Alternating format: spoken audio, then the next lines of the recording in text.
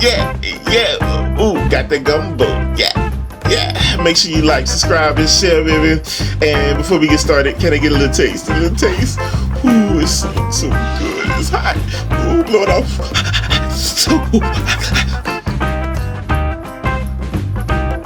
All right, I'm better. Now, of course, you want to start off with that trinity. There's celery, 2 green bell peppers, that is a red bell pepper, 1 not tomato, yellow onions, some green onions, and of course the okra, baby. Oh, it look like a nice picture. Cheese! And there's sausage and chicken. There's no way to really display that. But yeah, of course, cut all that up and enjoy me doing it.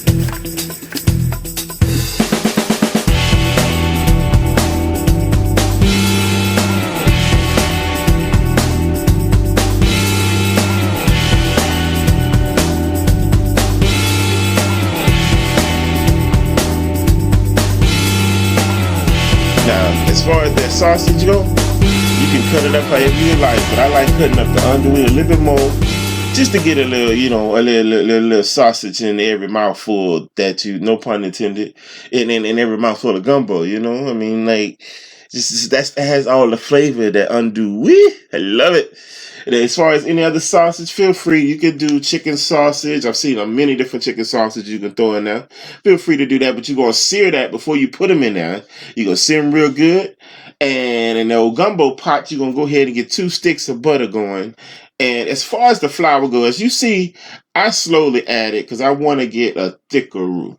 Now, that's something I want to tell you about. As far as your roux goes, depending on what you're making, will determine how much flour you're going to use.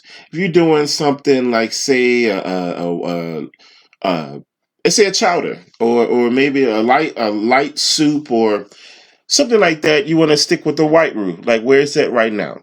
As you see, and I'm gonna keep it recording. You see it'll get darker and it'll be different stages, and you want to get it to a nice chocolate brown for gumbo. If we was doing like an etouffee, you could do more like a peanut butter color, but keep stirring, keep it going. It's going to take some time, and that's okay.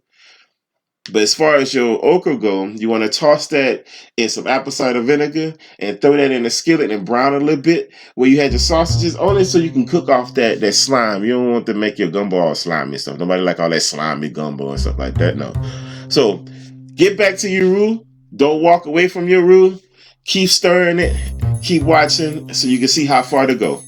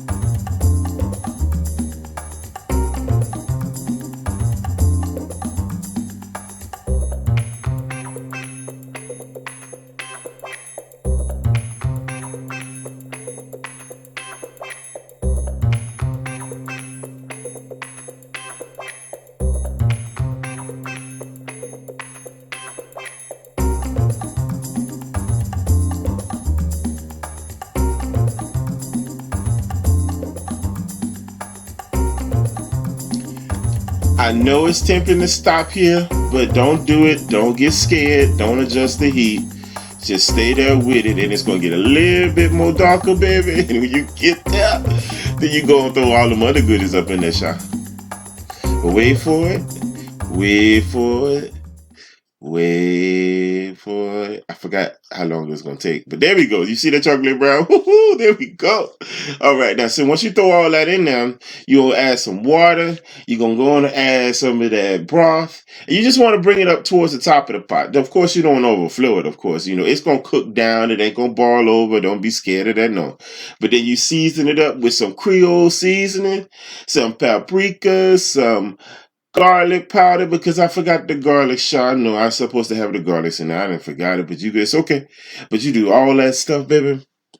And you add you some black pepper. Like I said, I said paprika. Oh, yeah, I said some paprika. Oh, look at that. I forgot about the doggone okra. Look at me. Oh, bless my heart. Put them okras up in there. Don't forget about them, though. And then, Worcestershire. There we go. I knew it was something I was forgetting. That's for sure. All right. Once you get all that, you're going to stir it up and you're going to let that simmer for 4-5 hours. You want to cook all that green out of there now. It's okay if you have, I forgot about the chicken. Look at me, sir. Okay, chicken. I was sitting there boiling the chicken in some water and I'm using that broth as well, a little salt in that water. But you're going to throw that in there. It's going to break up on its own. And that's when you kind of know it's ready, when that chicken starts shredding down on its own. But use some more of that broth.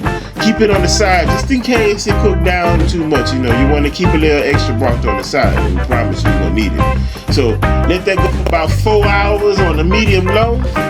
Oh, and then... Look at this, If you need to know how to make some rice, I had a link up top. Bon appetit and au revoir.